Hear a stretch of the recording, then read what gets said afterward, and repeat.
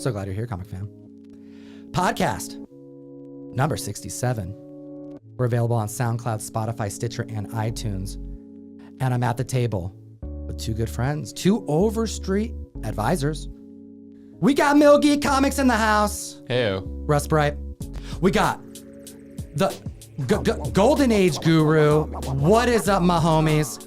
It's good of you to join me for this very special podcast. Russ, how did you even make time out of your busy day running a local comic shop? Oh my gosh, it's later than usual is kind of the deal. I came in and I'm just excited to be here because we've got some fantastically cool things to talk about today. So I had to make time. We're going to talk about a comic book that is literally invisible. Hit the like, slap the subscribe button, and join us on the best new place to buy and sell funny books, records, Pokemon cards. I mean, you can get like sports cards on there. We're talking about Whatnot, and this is an application where you can find me and both of you guys on there. We just did an extensive podcast. You got to check out the last episode of the show where we dive deep. Ryan Golden Age Guru. We hit the mic and we chatted with the co-publishers of the brand new publishing company that has been founded since the announcement at Denver Fan Expo. But this podcast is indeed sponsored by Whatnot, and you can find myself and both of you guys on there. How has Whatnot changed your day-to-day, Russ, as an LCS? Well, my gosh, massively. It really, truly has. I've had to focus instead of doing local, normal comics. I'm actually doing more stuff for the show. It gives me more of an opportunity to sell the things that I wouldn't necessarily be able to sell to the local people. I can constantly be selling to the world, which is awesome. Being able to expand my microcosm, we've talked about that before. You have a much larger audience to sell to. And that's a great thing because I have things that may not necessarily sell locally that'll sell a whole lot better to everyone all around the interwebs.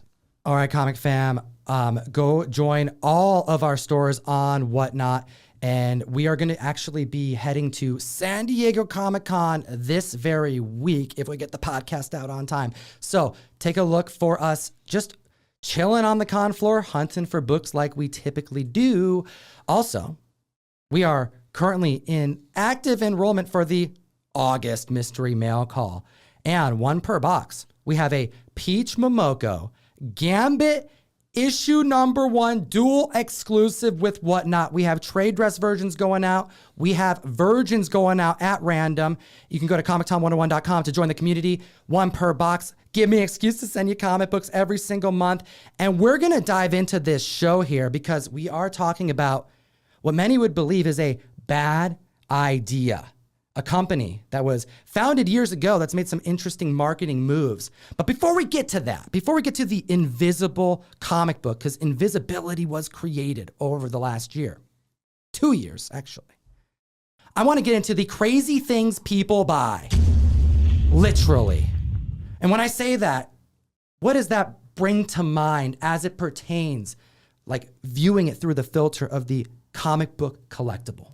Just the variety of options you have for comics instead of just a standard comic. You know, maybe it's a double cover or an issue that didn't get the proper color strikes. A little bit of an error there.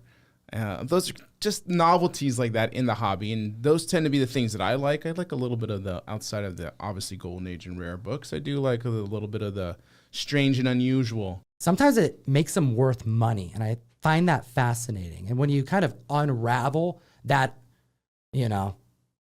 thought process of getting past the uncomfortable aspect of paying for what we jokingly call expensive paper, well, then it starts to become an opinion. So when I say diving into the crazy things people buy, we have to put kind of like quotations around that because it's an opinion.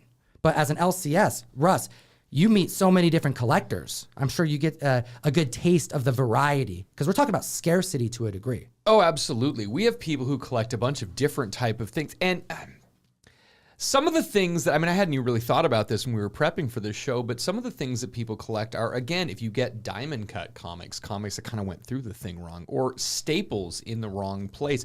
One of the things that I really like, and as I get collections, you can tell they've come from the East Coast, ones that are actually stamped like property of Marvel, or Marvel complimentary copy. I love those. Or things that are, again, we've definitely gone very deep into the Mark Jeweler variants, but there are even ones that are stamped for military use only on the front that were given away to, the soldiers that served overseas. Finding comics like that, sometimes they're worth a premium, sometimes they're not, but there's always a collector for something that's scarce like that. So many of these comic books, they were printed in like crazy mass. I think maybe to a novice, they'd be surprised how many hundreds of thousands of some of these books exist. So when there are these subcategories that get created by the collectors, because, hey, you kind of vote with your dollars here, then you have a unique situation taking place. On one end, we have the rise of the newsstand. This is a method of distribution that had to be notated by a barcode on the front of the cover that dwindled in percentage being created over time to the point now where they make up under 5% of print runs in the modern age. And some key books that are high grade with a newsstand barcode indicates a level of scarcity that makes them hyper expensive. But on the other end, Russ, you've been an advocate of Whitman editions since I've known you, which is a comic book that would have been included in a multi-pack and, labeled with a different logo. But people don't really care about Whitmans, do they? Not really, and they're basically second prints of these books, but we saw a massive frenzy when you and I made that video about the DCU variants, and those are second and third prints of the DC books, but all of a sudden, people really wanted the DCU logo variants and still don't care about the Whitman variants. They're ostensibly the same thing, just 20 years apart. Dude, we were at a recent convention, shout out Tony, my brother, and he was hunting in a bunch of long boxes as we were walking in through the door. I pointed him out. I'm like, yo, look at it's Tony. And what was Tony doing? He looks up and he's like a ravenous beast. He found prey. He lifts his head up amongst the long box, the sea of long box, and he goes, yo, man, there's so many Mark Jewelers. I just found a freaking, I hit him. I got to get back in. And he goes right back because he's digging for these Mark Jewelers. Haven't you seen an interest in Mark Jewelers over the years of just covering the market? Yeah, absolutely. Like, I was in on Jewelers early in these double covers, and a lot of people weren't into them maybe 10 years ago. Sure. Okay, so it's slowly grown. And the thing is, we got to really look at it. There is the normal publication of a book, but then it's so common. There are so many books from the 70s and the 80s. So to see it actually a little bit different adds a little extra excitement to somebody who's already seen it 1,000 times in their collecting career.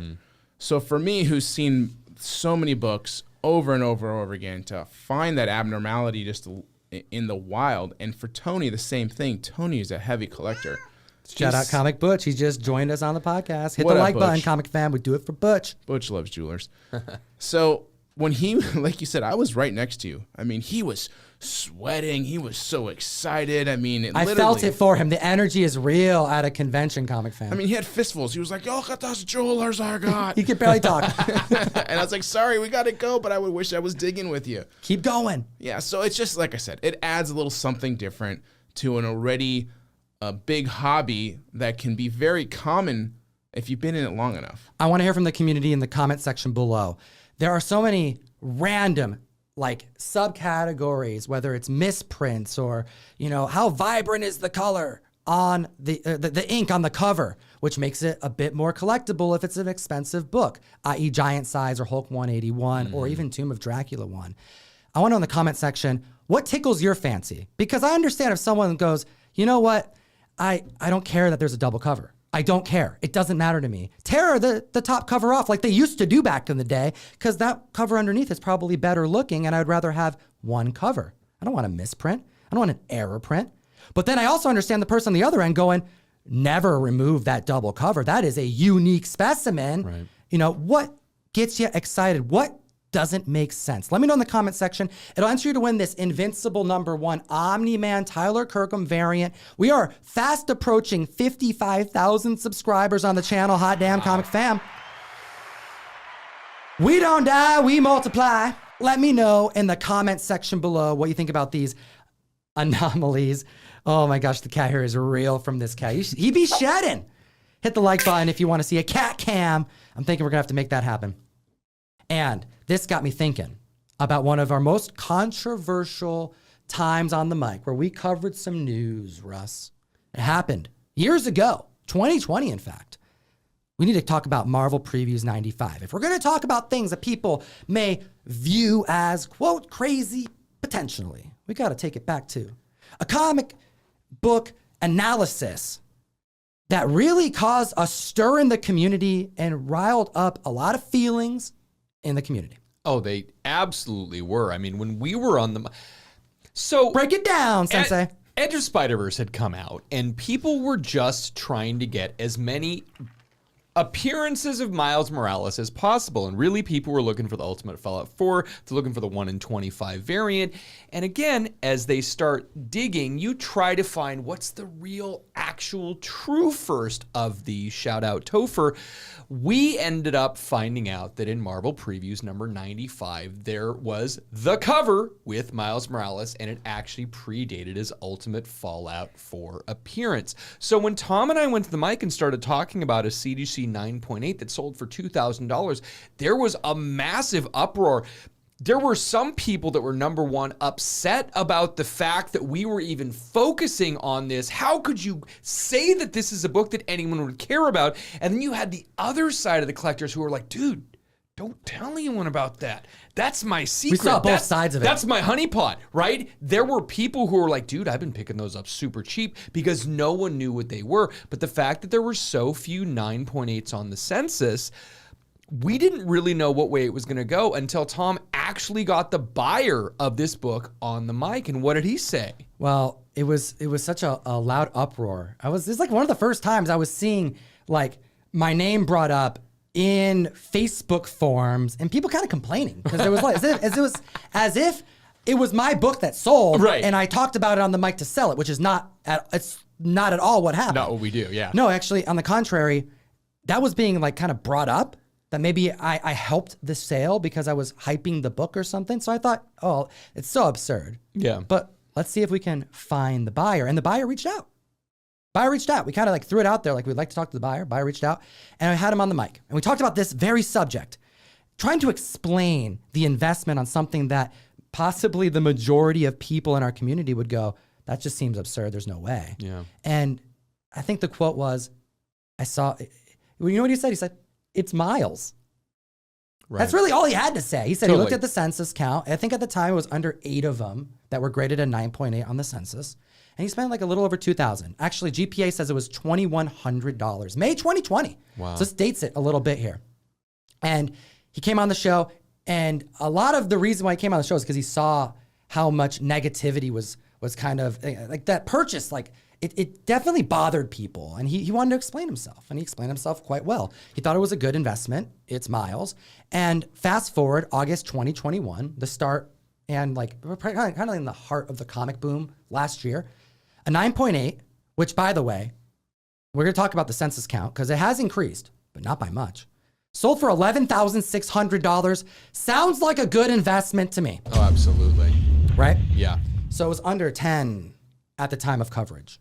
And some of the things people were saying were, oh, this is so terrible. There's going to be people who are going to break out boxes of this. They're going to find these in warehouses. There's going to be just countless of them graded. Mm-hmm. So the rise of this book, because it was rising as Ultimate Fallout 4 and the Dejavik variant rose up, well, people were looking at this going, well, it's just going to tank because there's going to be so many that hit the census. Comic Fam, I'm reporting today on the CGC census of a 9.8. There are more of them. There's a total of 13. Now, doesn't sound like a lot because it isn't, especially when you look at Miles' first appearance. And Russ, what did we find? We found out that for Miles' first appearance, there were 3,260 9.8s of the Ultimate Fallout 4. That's right. And taking it one step further, of the Dejavik variant, last count as of the filming of this, a total of 158 9.8s on the census. And we haven't even gotten to the issue prior, issue 94. Now, issue 94 is a little bit tougher pill to swallow for some people because in 95, it is absolutely Miles on the cover. It is the Ultimate Spider-Man, the Miles Morales volume. He is on the cover of it leaping at you. In 94, he actually shows up where they have the Djevik connecting covers. So you see him in full Miles Morales on an interior page. There's like Captain America on the cover and whatnot. Really, really tough book to find. No one was looking for it. We found a recent sale of this book, a 9.4 for $280. Oh, dude, that's available right now. Oh, it's that It wasn't what's sold. Yeah, that's available right now, under $300 people for aren't even 9.4. buying them. So that right there kind of shows that there is a point, because this is long enough now. Maybe in the early days we can say, oh, FOMO could be applied here. Low-key members don't know about this stuff, but no, this is on Key Collector We've been Comics. talking about this for a while, yeah. It didn't catch up. Yeah, let me chime in a little bit just to give a little perspective here, because I remember when this happened. I wasn't part of the video, but I watched the video and I saw the comment section, and it's interesting because it's the conversation of what is a comic, what isn't. It comes down to that, really. Right. Like, oh, it's not really a comic. I need everybody else to think back. This isn't a brand new thing. Okay, if you go to your price guide, there is an entire section called promotional. True. All right. They've been doing promotional comic books, and this will tie in too to this Invisible comic. Same thing. All right. This is a preview. It's not really a comic, a part of the whole comics, run. It's kind of a promotional, or it is just a part of the comic thing. It's literally being a catalog. called previews. It's a catalog comic. Right. Fam. These were free. But these still matter because there is a huge promotional book, Motion Pictures Weekly number. God, I forget what number it is, but it's the first appearance of Submariner before Marvel Comics 1. An extremely rare book, massively coveted. So it doesn't have to necessarily be a comic to have value or to count. The collectors are going to decide that, and that's what we're seeing here. It's falling into the people who should decide it, not your opinion because you're not into it, or just because you want to take a hard stance that you can't ever change or view a different perspective. It's going into the collectors and the hobbyists to figure it out. And that's where it should matter most. Motion Picture Funnies Weekly issue number 1 was a pamphlet. Only 9 copies are known to exist. Rumored that it was intended to be a giveaway in theaters, but the full run was never actually released. Then you have Marvel Comics issue number 1, starting the Marvel name, but also introducing the Submariner in comics for the first time. And Human Torch, by the way. And Human Torch, but it technically gets the second appearance on Key Collector specifically because Motion Picture Funnies Weekly is a comic book sized promotional item that exists, and it's almost incalculable right now what that would go for because they're so rare. Right. Absolutely. I mean, I'd rather have that book over a Marvel Comics 1 for rarity. Whoa. Okay. For rarity. Hold up, I'm Jeff. not saying that it isn't I'm a surprised to cooler hear book, that, though. but for me, cause that's what I'm saying. I don't collect just because it's like the most expensive book or the most important. Because of rarity plays a huge factor, especially in the golden age. Are you surprised to hear that, Russ? I actually am, because it's one of those things, if you're like, I really want a Marvel Comics number 1 as the pinnacle, and yeah, I know it's a promotional thing, but that's crazy.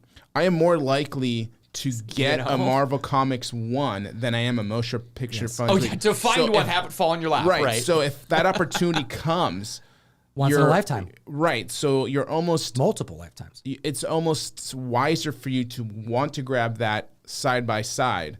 And even apples to apples, like price-wise, I don't even know what that price would go for. Right now, with the hype of Submariner, I mean, I'd imagine it's less than Marvel Comics 1, but I feel like if I can get a Marvel Comics 1 now, then I might as well get a Motion Picture Weeklies and get that Marvel Comics again later. Comic fam, let me know in the comment.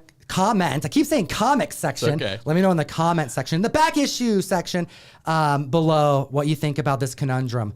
Marvel Comics 1 or Motion Picture Weeklies, Funnies Weekly number 1. Why can't we? I've we're gonna literally never heard of Comic this. This fam, is amazing. we are going to learn this together. Yeah, it's crazy. Motion Picture Funnies Weekly number 1. We have to all memorize that, not just as a team, but as a group, collectively, Comic fam. Let's a silly learn cover. about funny books, and let's also give a big shout out because we're going to connect this conversation because you brought up a real first appearance. And I have a real first appearance that I secured over the last couple of years. And we're going to talk about that here in a second because I was in a documentary. That's right. Well, it's coming out soon. Yeah. I was going to say. But we're going to talk about it soon, and I'll get to it. But not before we talk about Hero Restoration. Hot damn. Okay, so this company, they're magicians. They literally have family ties to Harry Potter because there's a lot of secrecy within this company. But when you really look at the lineage, there are individuals who are part of this company that actually have dabbled in magic. I'm not going to say the occult, but for sure the supernatural. All right. hrcomics.com is where you can send your expensive paper to be fixed. Make them their best selves by artists, but specifically comic experts who know how to fix it. And we have a picture to show you just how much a press, a cleaning, can better a comic book. This is where you send your Avengers 1 to, Jeff. Yeah, I mean, if you go to their Instagram page specifically, because that's the one I follow. Link in the description. They constantly put up new photos. So their latest is an Avengers 1 with a massive spine roll and plus extra staples all along the spine. But they fixed this spine roll, so immediately you know you have better eye appeal. Okay, it looks far better from just that alone. Then they press the cover as well, which Russ, you looked at that as too. And what did you think with the pressing of that cover? Oh, it's incredible. I mean, really, it's one of those things that there are a lot of people out there who are doing pressing and restoration, and Hero Restoration is absolutely in the top %. I definitely recommend them. Their results are impressive every single time. And I'll tell you where it goes a little further because, I mean, I press and other people press too. So there's a lot of people who do it. And you can learn very well with time and practice, and you get to the same level maybe at some point if you make that a dedication. You still see residuals from a press sometimes, so you don't always necessarily get it fully out, but I've seen with them that they get that little extra bit, okay, because you can see a press, and you can see sometimes a wrinkle came out, but it's still a little bit there, but you did a good job. You gave yourself a pat on the back. You're like, I did the best I could, and I improved the book. Right. But they'll take it a little bit further where it's just a little more faint than anything I think I could do without putting the extra time. And at that point, you might as well have the professional do it. Seeing in some of the pictures on their Instagram, truthfully, you can look at them and go, if I were to do this, I could make the crease look better. Their crease looks removed. It's really impressive how well they can do on a lot of these books. I'm actually shocked sometimes when I see the A and B photos on these. Comic fam, go do yourself a favor. Follow Hero Restoration on Instagram.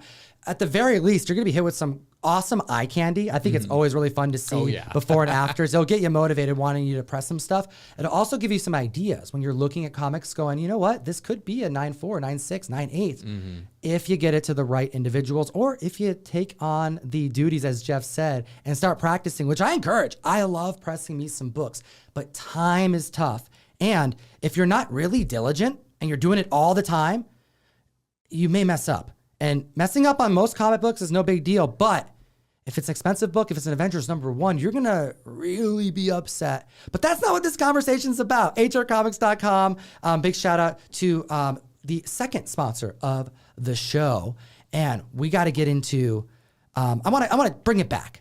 I want to bring it back to the Submariner issue that we were just talking about, Motion Picture Funnies Weekly #1. Because Motion Picture Funnies Weekly #1 is a very scarce book, and it's a promotional item. I've mentioned the Hellboy lens on the show multiple times. I use this analogy, this example regularly when discussing first appearances and cameo appearances, because how dicey does this get, being that we discuss so many trending books, and it's the trending books that kind of come and go largely because of something that's new that happened. And a lot of the times that when books get like trendingly hot, it's because of a first appearance and or cameo. Oh, absolutely. I mean, even as recently as like talking about the Moon Knight things, we had the Warren Ellis Moon Knight run that had the first appearance of Mr. Knight. And then people started talking about Secret Avengers, which is the first time we saw Moon Knight in the Moon Knight suit. So people are always looking for that. What's the first? What's the real first? And Hellboy is one of those that every single time you turn around, you find another one go, oh, maybe it was that one because Mignola had been working on this Hellboy character for forever. It's just a really good example of how dicey things can get, because we were talking about Marvel previews before, and I think one of the big determinations of the value of that book, outside of Miles being on the cover, is the size of the book. I think collectors really enjoy comic book size. We even seen that with Star Wars keys, because a lot of these Star Wars key books were adapted from a larger, oversized retelling of the story. But it's the comic books that people are after. It's specifically something that's going to fit in their short box, their long box, you know, their frame or something on set like we have here. So, one of the very, very earliest grails that I added to my list was a Hellboy key book that were known to exist, but they're essentially known as ghost comic books. Hellboy collectors know them. I've known it. You guys have heard me talk in length about this. When I first met you, Jeff, I asked you about this book. I told you to keep it on your radar. Russ, I have told you multiple times, and you've told, I don't even know how many people, because you see so many more individuals, to keep an eye out for this particular collectible. Oh, yeah. Great Salt Lake Comic-Con pamphlet, debuted in 1991. This was the demon that Hellboy was commissioned to draw on the inside of a convention at the Great Salt Lake Comic-Con. And it was given out. It's a little oversized, and we'll show the cover of this on the screen because this is my copy. I acquired it last year. And I purchased this copy from the person who acquired it from eBay, which was the last eBay sale of this item, dating back to before, I believe it was 2012. We're talking near 2010, 2012 is when the last eBay item went, and it came and went for hundreds of dollars because people didn't know what it was. Well, I can tell you, we covered this sale and it hit around $5,000. And I'll tell everybody that I paid over $9,000 for the thing. So that's how much this book meant to me as a person who was hunting for a grail. And I traded up to it. I like to do the Gem Mint style, have the hobby fund itself, you know. I moved some books and I got an expensive grail that a lot of people would scoff at. But you know what? Over the last month, I was invited to go meet someone at your shop, Russ. And what happened? Well, they ended up asking to be able to videotape this and show the actual page of the Hellboy. So Tom got to be in a Hellboy documentary with this book. Again, as long as I've been doing this, is the only copy of this I've ever seen. Tom and I have been trying to find a copy of this forever. The fact that you even were able to acquire one is really mind-blowing. So this is, again, the one copy that we know of that has ever been traded publicly. It's so strange, but the director behind the next Mignola documentary, it's like the first official Mike Mignola documentary, he hit you up because he was nearby. Right. And then he got in touch with me via IG and said, hey, we're done filming the movie. We did everything. We met with Mignola. We met with Frank Miller. We met with Neil Gaiman, right? And out of all the shots that they had, all the original artwork, I mean, they met with Mignola. Like, they had access to everything. At his house doing all of the, hey, what's the original art you draw? Yeah. They did not have a copy to show, like a nice visual representation of Great Salt Lake Comic-Con, the pamphlet. So when he saw that I had one and he could find us at your shop, I went out there and my hands were indeed in the documentary. I opened up the book to the spread and the gentleman got some really good takes. And I'm excited to see the Mignola documentary. The comic fan knows that he's like one of my favorite artists of all time, the king of negative space. Well, this right here is the pinnacle of Mignola / Hellboy grails to own outside of like original art. And that market, which we're not even touching on, are one of ones that go crazy. And they've been hitting all kinds of highs over the last couple of years. But it keeps getting more interesting because the Hellboy depicted in this pamphlet, it's a demon. It doesn't look like Big Red. It doesn't look like Hellboy from Seed of Destruction. It looks like just a random character. And it says Hellboy on the belt buckle because Mignola drew a big belt and he wanted to fill it up. So he thought it'd be a good name, Hellboy. And that's why this means so much to Hellboy collectors, because this right here is like the prototype version. So now, the pinnacle of Hellboy, in a Hellboy collector's collection, the pinnacle of Mignola collectibles is a pamphlet, which is also like, it's a promotional item. And it's not even of the actual character. It's a prototype. There was another finding. Between this book that most people didn't even know of until until like the last decade. And the book that people started to find out about, Dime Press 4, which is the prototype of Hellboy officially. And that was Next Men 14, April 1993. Now, this is a crazy one. Again, another one of those true firsts that Topher found while just digging through an older issue. We're talking 2020 that this happened. Yep. It took that long for this book to climb out of the dollar bin and sprint its way over to average prices currently on Key Collector. High average is $20, $100 9.8s to this day. Oh. Over 25 years from this book, Next Men 14, being printed for anyone to even realize that Hellboy was in there. Now, if you look at the fine print, the indicia, it actually even says Hellboy, property Mike Mignola, copyright. Like, it's in there. But if you're flipping through the pages, there is a poster in the background. It is a red poster, and it is very clearly our friend Hellboy on there. So it is a color Hellboy, the actual Hellboy that we know, and he happens to be in Next Men 14. It's like a poster, though. It's a little sketch. Not here. a character. He's not speaking. It is just a poster in the background. So that happened recently. People uncovered that. They got really excited. I got excited. But there was also this other book that's rather expensive, and it came out in Italy. It was a magazine, and it was a miniature magazine. Yeah, Dime Press 4. And God, what year was it when I was showing that copy off to you that I had? But I think it was before I opened the shop, so it might have been 2011. Dude, I've bought a copy from both of you guys. Yeah. Like this, no, people didn't care about this book when I was When you it. showed it to me, it was the first one I'd ever seen, and I was actually shocked that it was not comic book size, because I had heard of it, but I had never seen one in person. It's tiny. So when you're like, oh, I've got one, and you like showed it to me, I'm like, whoa, this is small. Next Men 14 came out in April 93. Dime Press number 4 is a May 1993 release. So we're talking within like 45 days, plus or minus 60 days, because, stuff gets made and then sent out, and sometimes it gets held. These dates are weird, but this is the order as we know based off of printing. Yeah, I mean, somehow I got turned on to it. I can't remember where, but it ended up with like 4 or 5 copies. I had trouble selling them, but they still had like a legend market value because they were cool. And I remember talking to a guy in Italy who I got them from, and I think I might have made that contact through eBay at some point. Describe that cover, because it's not red Hellboy, but it looks just like Hellboy. If I remember, it's like kind of a grayish, coolish gray, kind of darker, and it's a guy kind of floating in the sky in a blue background and this little picture frame Marvel type style, but a little box. And it's a smaller book. I remember receiving it like, oh, this thing is not as big as I thought. But the guy had like 200 copies. Oh my God. Guys, this is a print run of allegedly 2,000 that were created and distributed in Italy. And you had an opportunity to buy 200 of them. Comic Fam, recent sales, a 9.2 signed by Mike Mignola, the creator of Hellboy.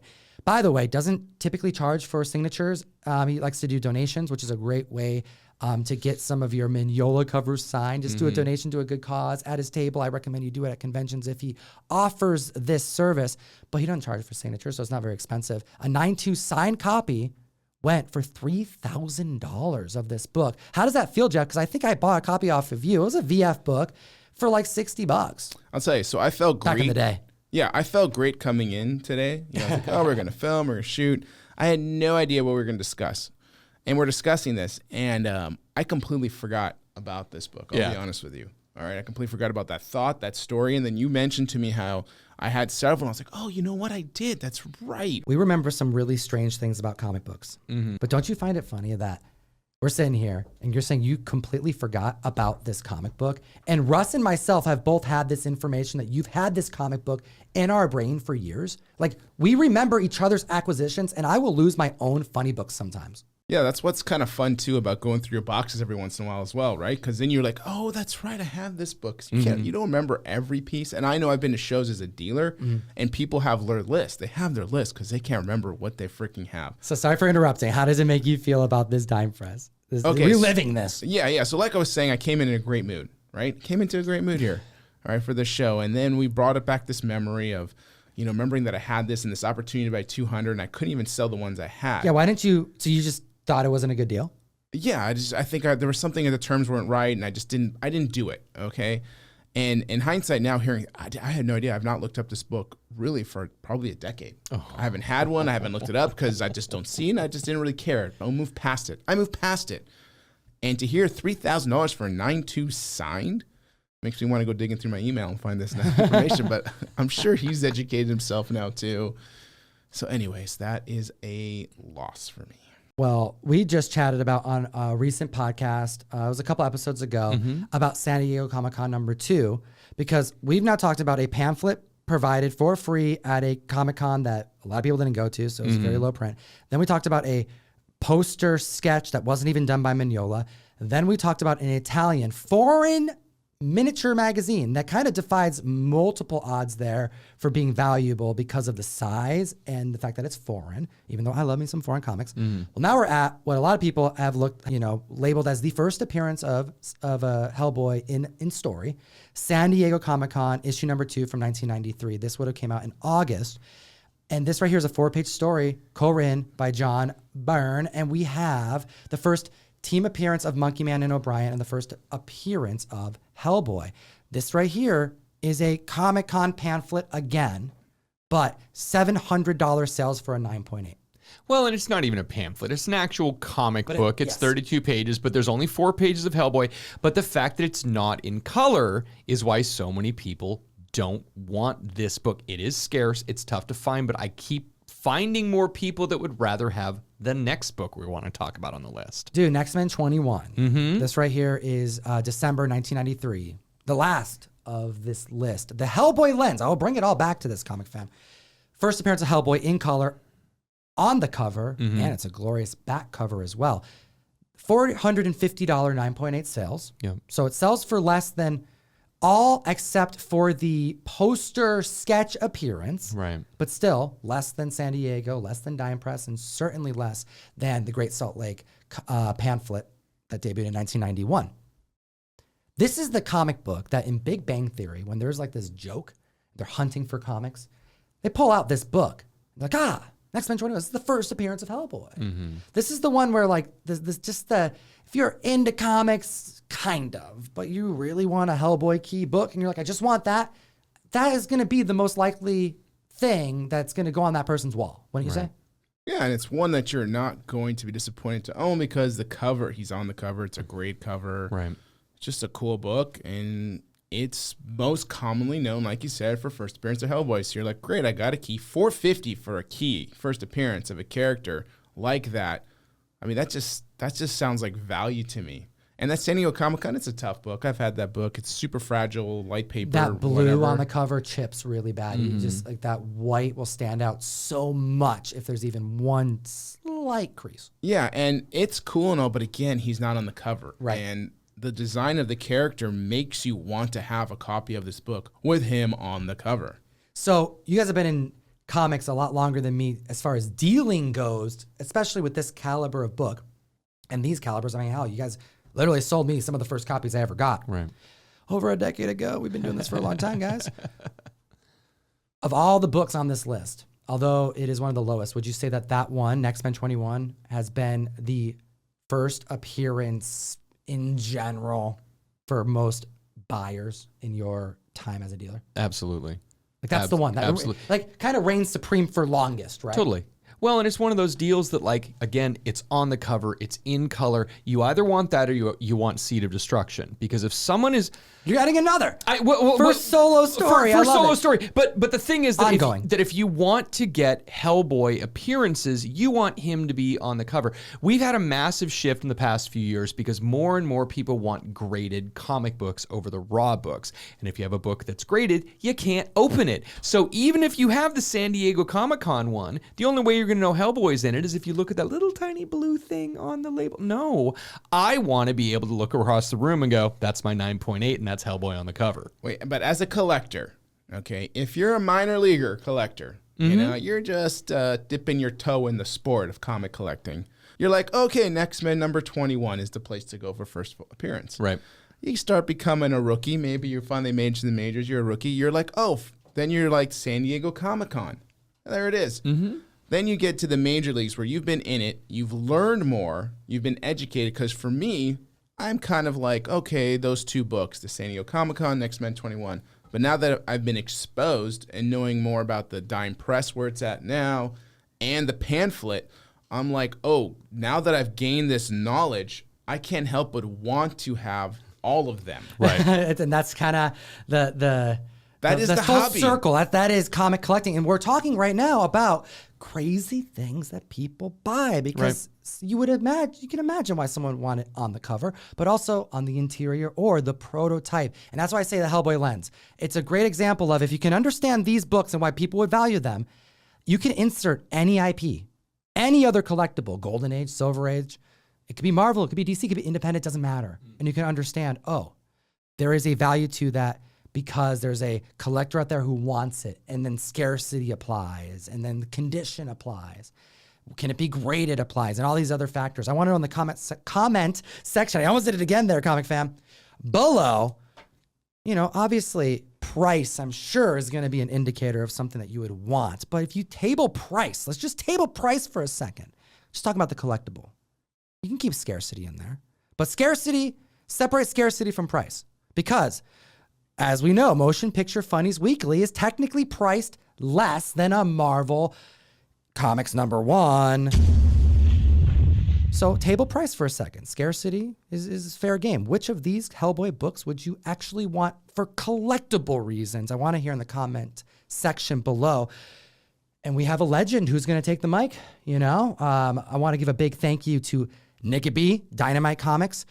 They have an Indiegogo that we have to bring to the mic, but no better person to talk to about it with than Jim Starlin. Welcome back to Comics, Jim. I'll be real with the comic fam. I missed the first call with legendary creator Jim Starlin because I was deep in an adventure in the Metamorphosis Odyssey known as Dreadstar. 40-year anniversary. Jim Starlin, welcome to the show. Good to be here. So 40 years of Dreadstar, how does that feel? Well, it's also 50 years of me being in this business. It feels rather surreal. I can't believe at this point that I'm actually done anything for 40 years, let alone 50 years. Dreadstar and I have been around the block together for quite a while there now. He's an old friend, and you see, I feel comfortable wearing him. 50 years into business has been a little strange. I didn't hear that coming up until it was at the door. But we got interesting things we're doing this Dejasaurus piece with Dynamite right now. Indiegogo right now, Jim. I'm curious because, I saw you a few years back at the convention, and I believe it was San Diego, and you weren't doing a whole lot of drawing back then. It was one of the highlights of my year to find out that you were doing a brand new cover. You're back drawing. What's that like? And this is, I believe, your first Dejasaurus cover on John Carter of Mars. Yeah, my co-collaborator and inker, Jamie Jameson, and I took on this project. Neither one of us had done anything along the Burroughs, John Carter line, and both very excited about getting into it. It's different. I really wanted to do the Barsoom guys, the guy with the 8 legs, but Dejasaurus is apparently the one who's the most popular right now. I wonder why. I can't understand why. That skimpy outfit has nothing to do with it, I'm sure. But maybe I'll get a chance to do the big arm guys later, the Barsoom guys, I think. Barsoom's from Mars itself. It's been a while since I read those books when I was a kid, so I may be a little hazy on some of the details. Well, Dejasaurus is definitely beloved by the comic fam. What's it like being back, behind the easel, I imagine, that you draw on? It's fun. I hurt my hand about 5 years ago, blew a big hole in it, compressed air accident. So it took me about 3 years to get the hand working again. But it's great back at it because when I couldn't draw, I dreamt about drawing. And there's nothing more frustrating dreaming about drawing than waking up in the morning and going, I still can't do that. But a lot of ball squeezing, rubber ball squeezing, and other hand exercises. I got things going again. And the persistence of Jamie Jameson that I sit down and do her a Dr. Doom sketch had a lot to do with me getting back on it. She didn't want Thanos. She wanted Dr. Doom. Go figure. I enjoy writing for other people, but I also enjoy drawing my own stuff. Well, to celebrate your 50 years in the industry, there is this Indiegogo.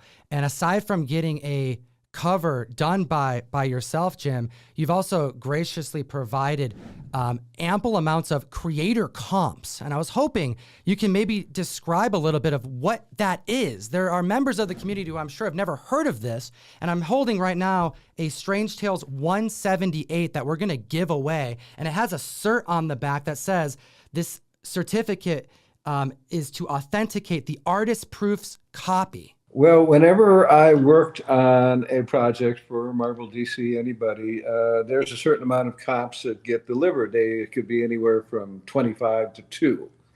And all of these, for the most part, have been sitting in my closet in boxes for the last 50 to 2 years. And when we started this Indiegogo, I went through and I dug out the things and looked at what we had and realized we had some good books in there. Some Strange Tales, some cults, other different things weird that I worked on with Bernie Wrightson. They are in as bonuses in the Indiegogo. So aside from being able to snag your takeover of Adam Warlock, as well as Shang-Chi, we also see here on this list Warlock Chronicles #4, Death of the New Gods #3. You even have provided original art as part of this Indiegogo. Mystery in Space, multiple pages, and even a Dreadstar trading card set. Yes, that's going to be kind of exciting. 40th anniversary of Dreadstar, and he gets himself his own trading card set. You know, we had T-shirts before, but this will be the first trading cards. I just proved all the prints on those things here just recently. During a legendary interview done by one of my best friends in the community, Comics with Bueller, years ago, you had mentioned your crown jewel of creation, Pip the Troll. And back then, and I've watched many interviews with you since then, it was almost kind of like a joke, you know? Everyone's asking about Thanos for obvious reasons, but you'd always throw out there, yeah, but one day I just want to see Pip the Troll get his own series. I know you were shocked about Thanos, but how shocked were you about Pip the Troll at the end of the Eternals? I had a little bit of advance notice on Pip, so it wasn't quite the shock that it was going to see that first Avengers and everybody saying, hey, he shows up at the end, Thanos. Whenever I ran into Kevin Feige at the premieres, I always lobbied for Pip. I just figured he was the longest shot I could go for, and he's actually there now. So I don't know what I'm going to do next time I run into anybody. I've run out of characters for them to dredge up to throw on the screen. Well, Patton Oswalt voicing Pip, and it wasn't just that character that we saw. We saw Eros, we saw Star Fox, Harry Styles. Are you a One Direction fan? To be honest, I didn't know who he was when it first started up, but I've gone on line and found out that I rather like his music. You know, I didn't know about it before then. I'm an old fart. You know, nothing on my iPad comes from before 1970 mostly. So I had a little catching up to do with Harry Styles. Oh, fantastic. So with Thor Love and Thunder, I don't want to get into any spoilers considering the time of this filming. Have you heard of any other characters that you influenced being in this movie? I went to the premiere for Thor Love and Thunder. There was some confusion about who was going to be in there, but apparently I missed a number of my characters who were statues, apparently inside one scene that goes on later on in the movie. I remember seeing the statues, but I was so busy watching what was going on that I didn't catch who the statues were of. So I have to go back and see it a second time. There we go. Another surprise that I found myself reporting was that Will Poulter is attached to Adam Warlock. Considering the Infinity Gauntlet is destroyed at this point, granted we have like time travel and, you know, variants and different universes. I don't know. But we also don't have the gems anymore. Those are like locked away in like a time variance authority desk. You know, where do you think they could go with this, considering I always think of Adam Warlock being so directly tied to Thanos and that gauntlet? Well, multiple universes once again. Nothing says that the Time Authority was able to grab all of them. Ooh. I think there's a good chance that Warlock may be running around with a soul gem on. Doesn't mean that the other ones have to show up. That would make him rather unique in the fact that he steals souls. Ooh. I don't think anybody else in the Marvel Universe does that other than some of the vampire characters. But, you know, we'll see what happens. 50 years in the industry. I had two creative questions, if you wouldn't mind. I was talking to a good friend of mine who's a Marvel writer, Shauna McGuire, and I was trying to get some tips about writing.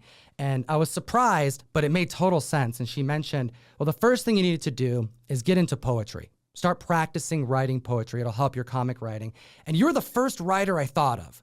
You know, so much poetry that you brought into Marvel Comics. You know, it's part of like the cosmic and the big ideas. You know, death and resurrection and so many like big subjects.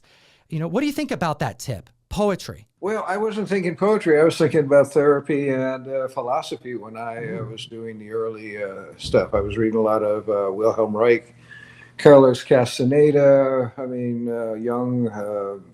You know, it wasn't particularly poetry. It was what I came out as poetic, I guess. Oh. My recommendations are to read everything, write everything, break your story down on 3x5 cards before you actually start, or outline one of the two so that you have the structure there. And then when you got your first draft done, read it out loud, because nothing is more startling than listening to your own bad writing being repeated to you on a level that you can hear. It helps you fix things up. Amazing. Well, last question for you today, Jim Starlin. I appreciate your time today. Dave Bautista has officially announced that Drax the Destroyer, his time as portraying a character that you created, is coming to an end. And he was giving thanks to all those who were part of his journey, citing that this was the biggest thing that he's ever done in his career. Considering that Drax is a bit different than your creation from the comics, you know, what are your thoughts about his portrayal? I always have seen you chat about Drax very fondly, as well as Dave Bautista's adaptation of the character. Oh, yeah. I think what him and Gunn did with the character was terrific. Easily the funniest thing in the Guardians movies. I mean, beating out the raccoon in the tree. Drax is the comedy relief. I mean, he's the scene stealer. And so, they did the visual from the later Drax, and I tend to think of that what the actual personality is from the Infinity Watch Drax. This one's more autistic than brain damaged like he was in the Watch, but it was still, it's that childlike quality along with a nasty streak that made the character so interesting. Contradictions are always kind of fun with the thing to watch. Fantastic, Jim. Comic Fam, Indiegogo, link in the description. 50-year anniversary, 40 of Dreadstar. So many perks, so many comics. Jim Starlin, I really appreciate you being on the show. Thank you. My pleasure. Geek responsibly. Big thank you to Jim Starlin for joining me on the mic there. This Indiegogo, the link is in the description. I encourage everybody to hit that link. I wanted to add something to this conversation, but I didn't want to talk to him about it on the mic because this is a celebration, all right? Mm-hmm. Jim Starlin is back, and he mentioned it briefly, that he was taking a little bit of a hiatus because of an injury. And I wasn't going to talk to him about that because we got to talk about Deja Thor. So we got to talk about him being back on a damn cover, which is an amazing thing. But he was public about his injury, and it was a freak accident, and it's really fortunate to have him back. And I want to just really press that if you are interested in supporting creators that made everything that you enjoy in some of these comic stories, but also on the screen, now is your damn time. Agreed. I mean, I don't know how far we want to get into it. I mean, let's explain it to him. Because I want the comic fam to know that we almost lost this artist's ability to draw, and he's back. Yeah, I mean, again, this is his livelihood, right? This is his identity. Okay, and for doing what he's done for as long as he's done, getting recognition and being known for what you do, and to have your hand taken away from you potentially from a freak accident. Now, listen, real quick. It was a freak accident. You can say that. Absolutely. It is a freak accident. Okay, and we know how dangerous soda is for you. Okay, sugar. Yeah, like there's a sugar. lot of sugar in soda, right? Soda this big is like this much sugar. We know that's terrible for your body. There's other dangers, though. There are other dangers. And when we say freak accident, what we are referring to is those soda making machines that just shoot a little bit of flavor into a bottle with adding bubbles. Like compressed air, yeah. Right. Like Right. you're infusing the water, making your own soda. So imagine going on your day, trying to just get some soda, which millions and millions of people do with this machine, and it blows up. And theoretically, that's what happened. He almost lost his hand and potentially an eye because he scraped his cornea from a horrifically obnoxious, unexpected accident. I heard him say that he like almost he either did or almost blew a hole through his hand.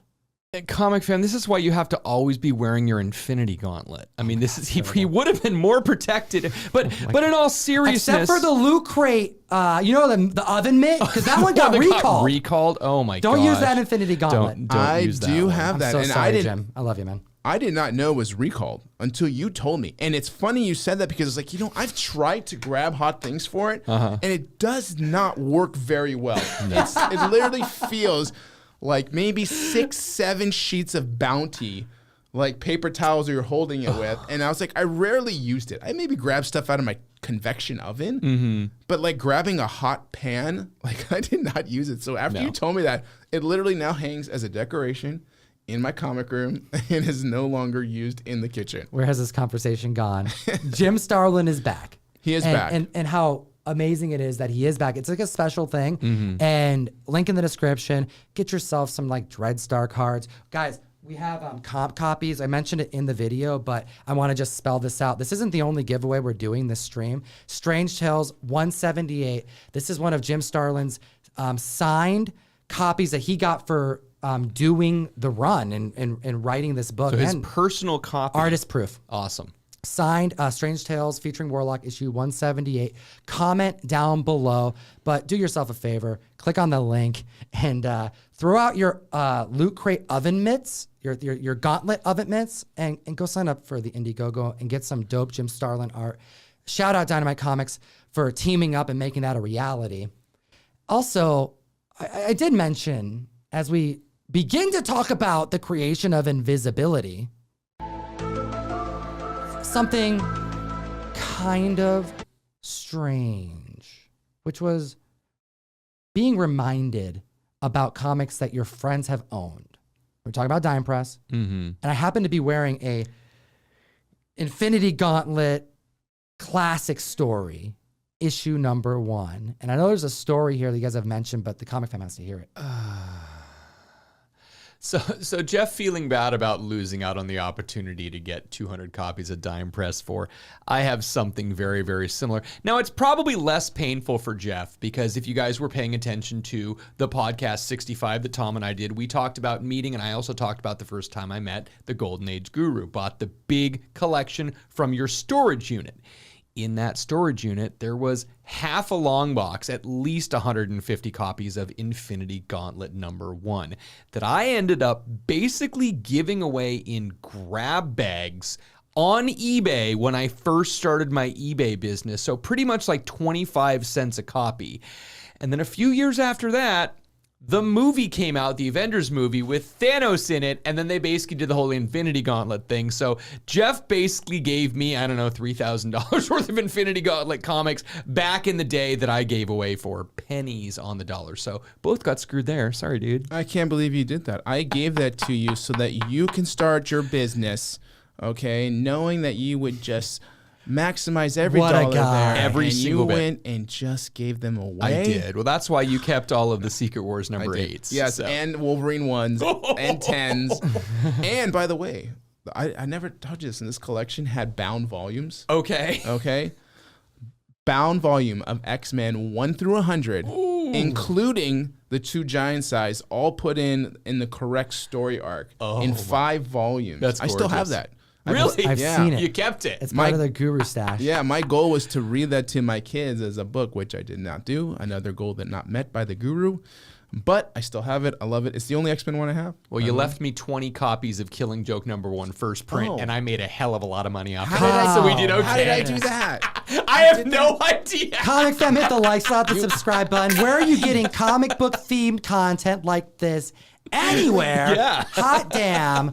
Let's talk about the creation of invisibility. Because we've talked about the different things that people like to buy and how strange it can get. But also, I hope you've learned a little bit about why, the kind of like behind that thought process, what's going through the buyer's brain. Because, I'll tell you, some of these really tough books, these scarce books, they're ones you think about. They're the ones that you may never see again, right? And that's an aspect of scarcity and FOMO, but also it's like the funnest part of the collectible. But everybody's different. Well, we're going to talk about the creation of invincibility. We've been teasing it all podcast. But before we do that, we have to talk about a bad idea, terrible idea, something that is so out there that many people think it's like the worst way to create and distribute comic books. But you know what? As soon as you say that it sounds like a bad idea, you are now falling into the brilliance of the marketing. We're talking about bad idea comics. Yeah, I'm going to refer this to Russ. Better the LCS discuss bad idea than myself. So when I first heard about Bad Idea Comics, it was one of those things that, yeah, I kind of agreed it was a bad idea. And this is not just a play on the name, but when they had all of these restrictions over what you needed to do to be able to be a person who could be... First of all, you had to like throw the name of your shop into a special ring and then kind of like justify your existence and then tell them why it would be a good idea to let you sell Bad Idea comic books.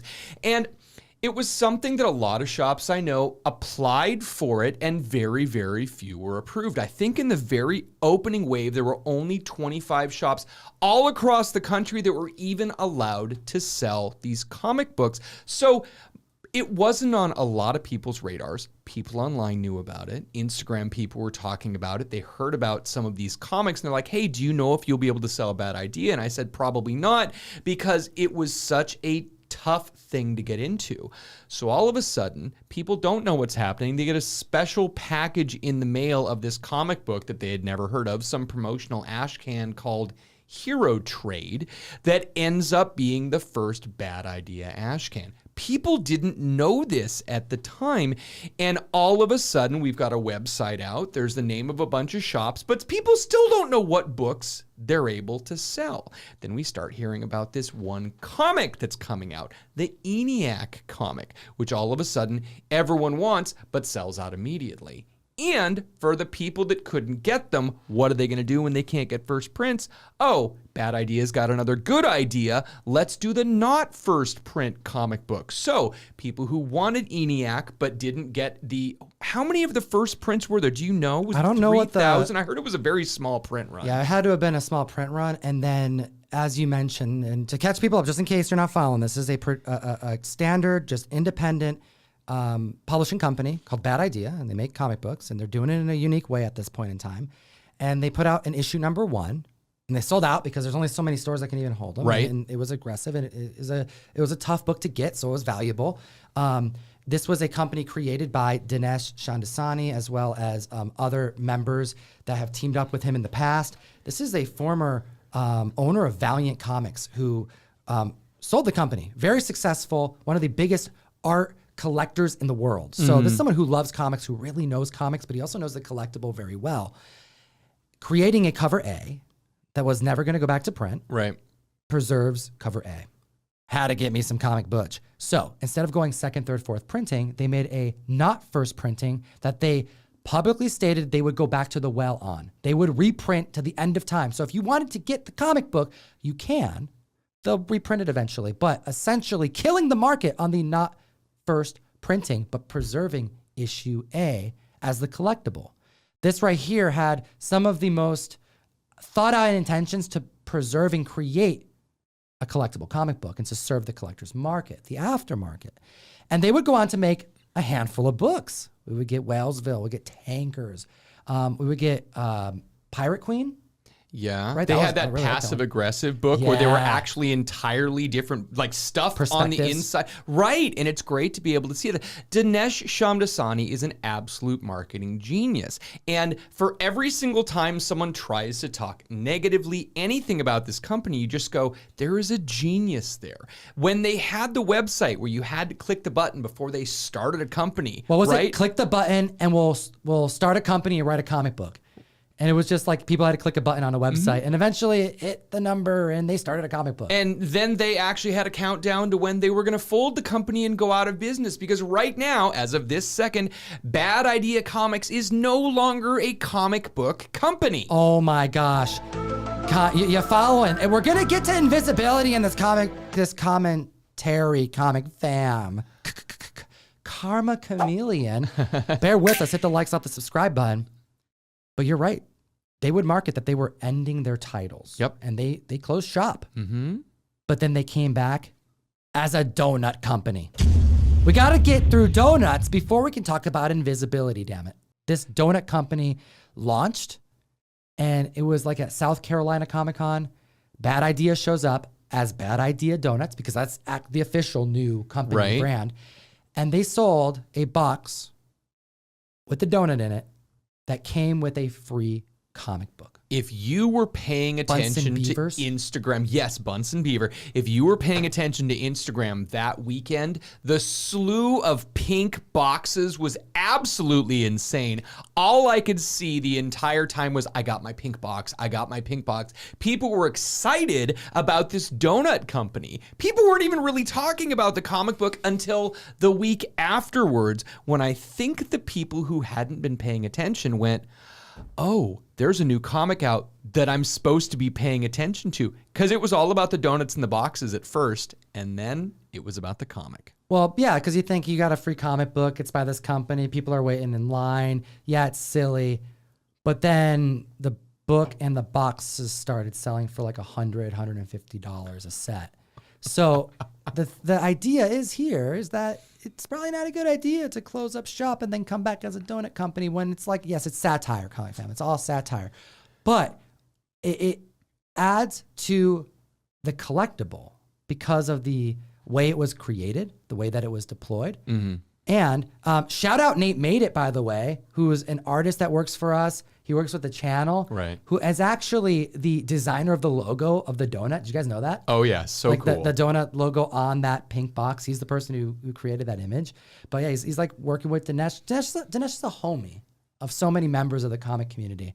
And that's why we have to now bring it back to what happened prior to the company ending, before they would come back as a donut company. But we got to go back to Emerald City. That's right. 2021, I was at a meeting with so many damn people, and Jeff, you were there. Yeah, I mean, listen, there had to be at least 40 to 50 people because the meeting took place in a very public space. It wasn't even really a meeting. It was like a get-together. We had dinner, a gathering. And then members of different groups all gathered together. It's important to kind of paint this picture. We're at a bar.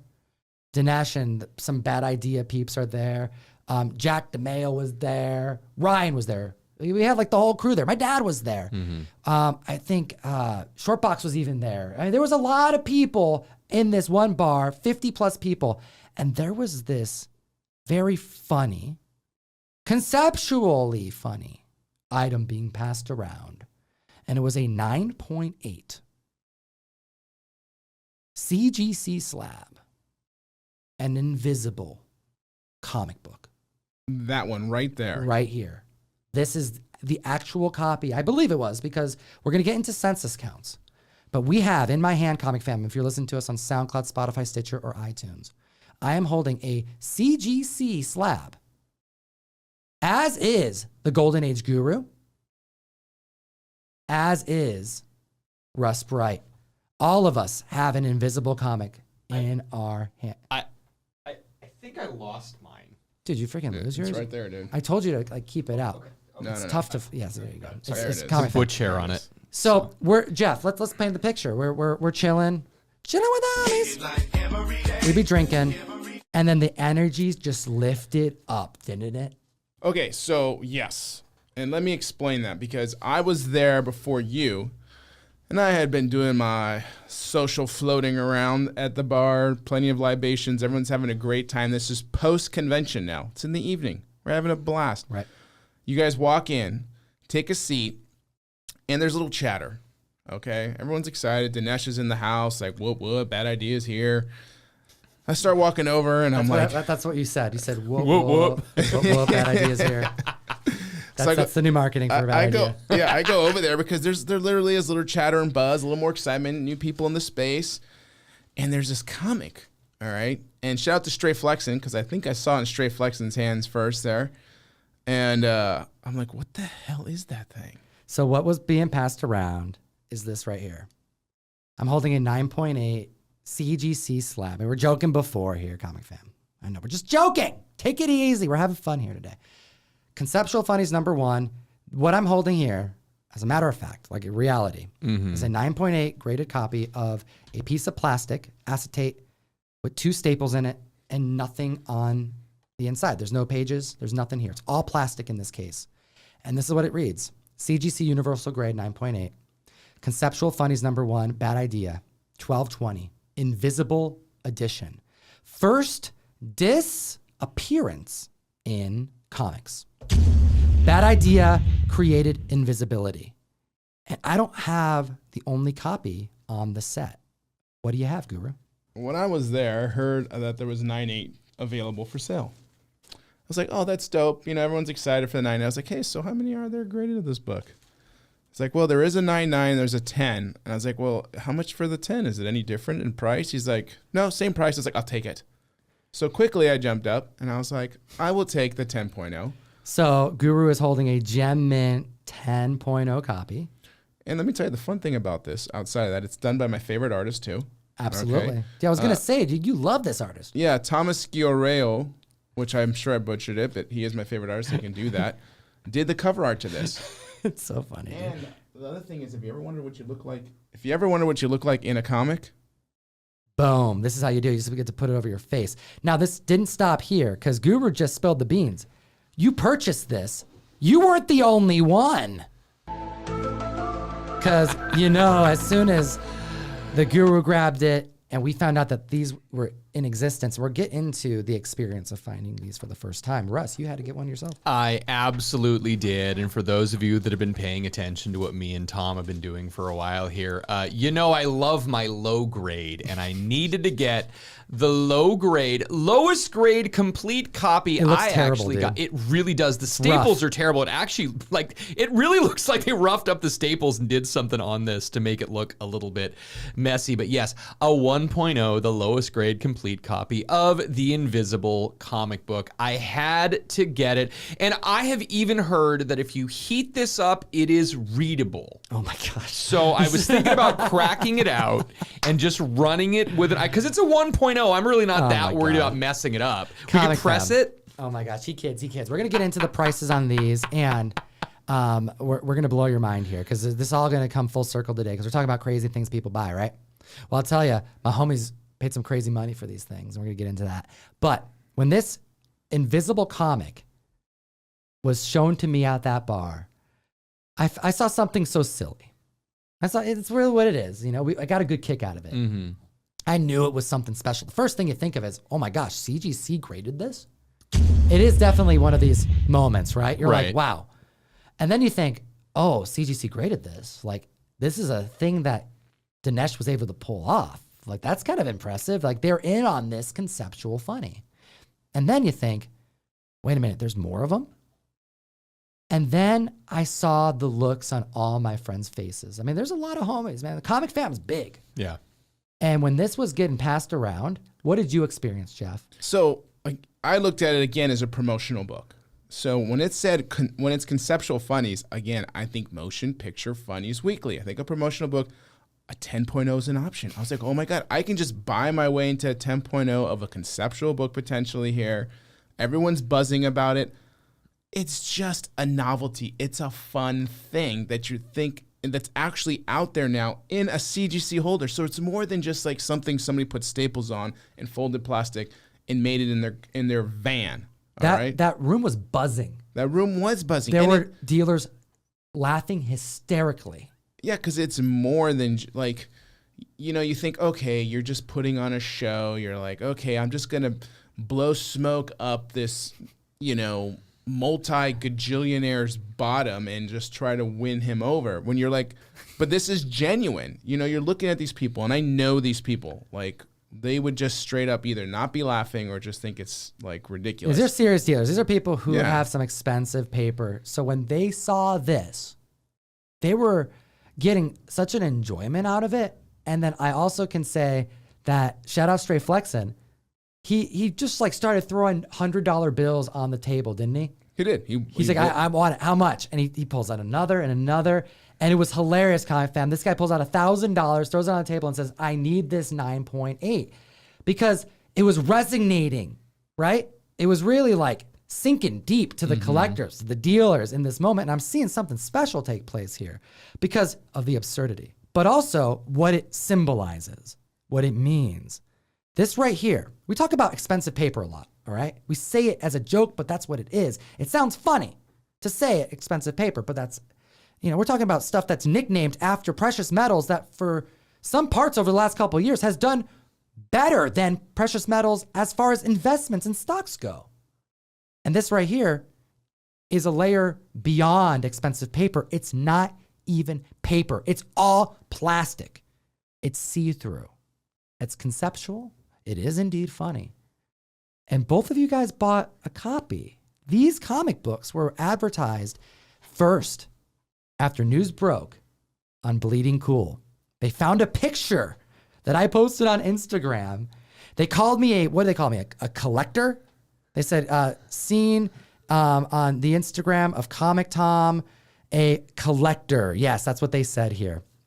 And yes, we have to read you the announcement when this came out because this would have taken place prior to the ending, quote unquote, of Bad Idea, but post the release of multiple comic books. Like this would have been one of the final comics, quote unquote, that they released. Behold, the world's first and only invisible comic book, the Knuckleheads at Bad Idea Labs, then lost almost the entire damn run. In their defense, the comics are invisible. Thank goodness they invented the invisible comic book and not the invisible staple. Oh my goodness, hilarious. Well, after weeks of searching, we managed to locate just 34 solitary copies. The rest were afraid are lost for good. To ensure we don't lose them again, we immediately brought the 34 copies to the amazing people at CGC for grading and encapsulation. So, 34 copies exist on the census, and I looked them up today for filming, and there are only 34 copies. In every grade, including a 0.5, no 1.8, and a total of 11 9.8s on the census. So there are more 9.8s than anything else. Right. But all the rest of them were just per grade one in existence. I think, Russ, you can press yours to a 1.8. I'm going to work on a 1.8, actually. I think I can. If I could get that staple to be a little less mungy right there. Mungy? Mungy. So what then took place was the availability of them on the market. And prices were make an offer for one of them, and they worked out the deal kind of behind the scenes and sold off the copies. And we found out that they were for sale, and I sent you both the information, and you got in touch with Bad Idea because I didn't want one. I just didn't want one.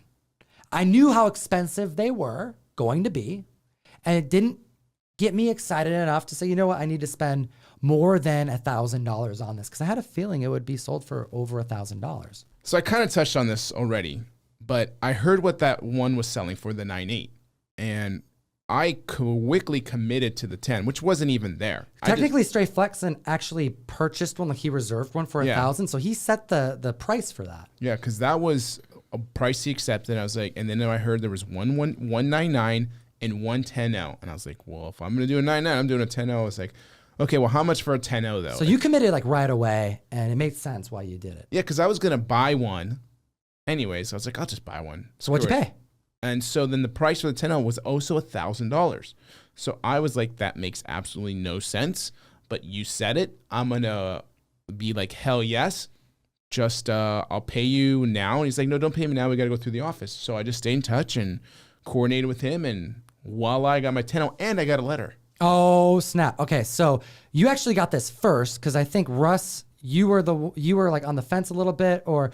I was waffling. Well, because I had heard that what they were going to do was they were going to trickle them out slowly, and they were going to have kind of like a bidding war thing with people who had already jumped through some special hoops to be able to apply to do a Bad Idea entry, right? And I didn't know how much I wanted to go through it. And yeah, I was kind of on the fence. But then, Jeff boom. was in. Jeff was in 100% from the beginning. So you would end up getting one, you know, Yep. because you put your bid in too. I think they were surprised of how many people were interested in Yeah. them, and hearing that already a couple went for 1,000, which probably because you put your offer in right away, you made your decision quick. The price started to move. Oh, big time. All right, so we're gonna get to that here in a second, but you get your 10.0. You get it first in the group, and it came with a letter. Why don't you read them the letter? Yeah, let me read you this letter here, guys. Like you said. And keep in mind too, as you're reading the letter, we'll put a picture of it on the screen. The ink for our audio listeners, it starts to fade closer to white, like as if they're running out of ink to print the letter that came with this. Oh yeah, this letter is extra special because it does follow the lead of the book. What would an invisible comic be without an invisible letter?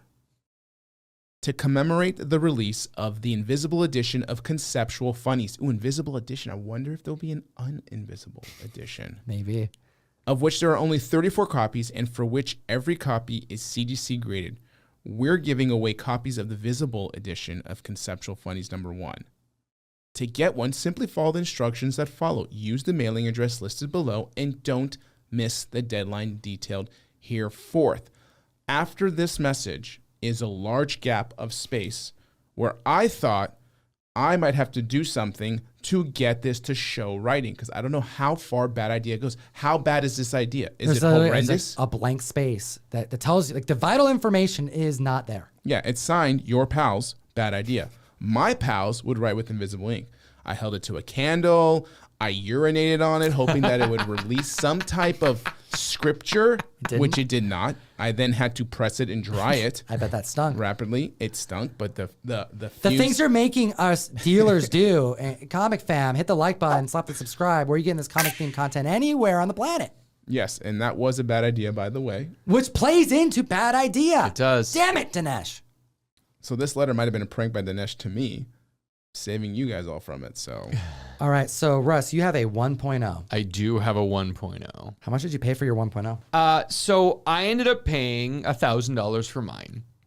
And pretty much we knew that people were kind of bidding for them, and you could tell them what grade you were bidding for. And again, I shot for the bottom because I figured there would be fewer people looking for a lower grade one than the higher grade one. Sure. And then I was kind of waffling, like I said, and I said $1,000, and then I was like, maybe I don't want it. And the response I got was, well, if you don't want it, I'm sure someone will pay more for it. So that locked me in. At that point in time, I'm like, They probably fuck. wanted to get a little I know. bit more because people started. I heard people paid like $3,000 for this, Comic Fam.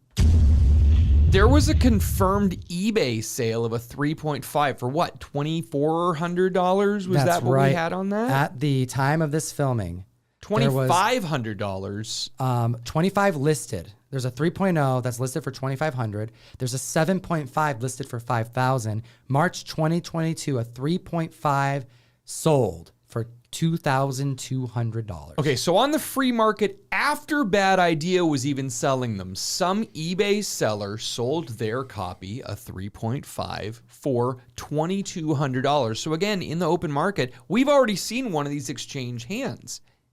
All right, so I want to ask you now, Russ. What about this? Besides, like, it sounds, I'm hearing a hint of FOMO in your description here. Was it just FOMO that made you want to commit? Because man, $1,000, you could get a pretty damn cool comic for that. Okay, so this is one of those things. And if we really want to go into this, we're all in sales, right? And a lot of the people who are dealers in this market know that there's the sell the sizzle, not the steak idea. And sometimes it's not about what you're holding, it's about how it makes you feel. Sure. Right? And a lot of times a buyer will buy a variant cover because they like the Adam Hughes art, or they like the Art Adams beautiful cover. They aren't buying it because of what's inherently in the comic book. They're buying it for a feeling. And in addition to going, this is kind of a cool idea. It's a very novel concept. There's that whole the emperor has no clothes thing, but we get to be a part of this. Yeah. And this is like, Kinda own it a it's little bit. almost like theater, right? You know, it's like, oh my God, this is an interesting thing. This is something cool. It makes me feel good about it. It doesn't matter that, it's the first appearance of X and such, or it's the first disappearance of anything. This makes me feel cool. So I'm willing to throw my money at something like this, even though other people might go, dude, that's stupid. I like it. I think it's awesome. It's worth it. So buying something that some people think is crazy. Can I say something here? Let's Being Jeff. the only one here with a graded copy that doesn't have a period in it, Oh my God. Do you feel better? do you feel cool? I do feel this Cobra Kai shirt is a little more inflated with my chest right now because I walk around a little taller. Just sweep the leg, man. It's like you got, tattoos in your back pocket. It's it's upping your self-worth. Right? This is the AF-15 of Invisible Comics, guys. Or maybe even Action 1 of Invisible Perfectly. Comics. I mean, this starts a new era because, again, if we had the start of the Golden Age and the start of the Silver Age and the start of the Bronze Age, this is the start of the Invisible Age of comic books because we haven't had a new age in forever. It's been current for almost 40 damn years. And so we might as well have the Invisible Age. Yes, and on top of that, let's talk about materials being used now for comics. We're seeing metal comics. Right. We're seeing acrylics. We are. I mean, people are using other composites, other materials to push this hobby in a different fashion. Carbon fiber. Publishing companies are already coming out and upset about the fact that there is such a paper shortage that they have to release and print fewer copies. Image has even come out and said they're not going to do second printings of the books because they don't have enough paper, so we might as well just make them plastic. Comic fam, this is the kind of stuff that you're here for. I hope we made this make a little bit more sense. If it doesn't make sense, it's okay. Just trust us. But basically what we're trying to say is here that Russ and Jeff both spent combined $2,000 on a bunch of plastic. Now, I am indeed sitting here with a 9.8. This is not my copy. This is a lucky member of the show's copy. In the future, comment down below. We're giving away a 9.8 invisible comic book. Wow. All you have to do is comment. Let me know what you think about this video. What do you think about the notion of, individuals in this marketplace buying something that many would think is crazy, but it's about the experience is what I'm hearing you say, Russ. It's about the scarcity. It's about the chance to own something that no one may ever get the chance to own again. Something that is a one of one for the examples that you guys have. Right. And I think that's a special thing. And I hope we can kind of break down a little bit of the psyche behind the collectible or the collector rather, and make it, at least try to make it a little more sense. Well, let's make this a journey for this book too. What is the number on that label? What is the CDC number? Because as all of us watching this, you now can be part of this journey. If you ever see this book again with this number, it might pop out on eBay, but we don't know what a copy in a 9.8, which is an extremely high grade for this book. It's not on GPA, Comic Fan. There's only one sale on GPA, and it's the one I told you, 3/5 March 2022 for $2,200. Mm-hmm. So what is the number so we can all follow? Okay, 1627321030. If you are interested to follow the life of this 9.8 invisible comic book, what are the odds? I can tell you, it's 50-50 that someone is going to get this from a giveaway. Well, it's going to be 100% they're going to get it, but it's going to be 50-50 if they even want to keep it. They may want to just sell it because it is so conceptually funny that they don't value it the same as maybe someone else would. And we can find out if a 9.8, this specific one, ever hits the marketplace. Comment down below. Let me know what you think. If you have any questions for the Golden Age Guru, for Russ, the comic sensei, where can they find you? Outside of Whatnot, the links are in the description. Instagram, Golden Age Guru. Find me there. Same thing like we said on Whatnot, Golden Age Guru. Oh, yeah, Instagram as well. Millgeek Comics on Instagram or millgeekcomics@gmail.com. Two fantastic ways to get a hold of me. Comic Fan, we did it. That's Bags and Boards, the podcast number 67. We appreciate your time today. As always, Geek responsibly. Enough said. You gonna tell me the rest of the story? No, I just don't know where you want us to go after that because you were talking about visibility, bad idea, and I'm not sure where you want to go with that. But the crows I got were from that. Are you kidding me? No. All those 9/8 crows? Yeah. Oh, shit. I forgot about that. Yeah, it's okay. $2,000 for 88 long boxes. I did okay. Oh, you did great. I did okay. And you made out like a bandit. But that was just because I held on for Serious. shit way too Oh long. my God, Great right? too. Yeah, those crows. Oof. man. That would have been awesome if you had missed those. Oh my God, right? Sorry. Oh, it's a good time to pause, actually. With the police?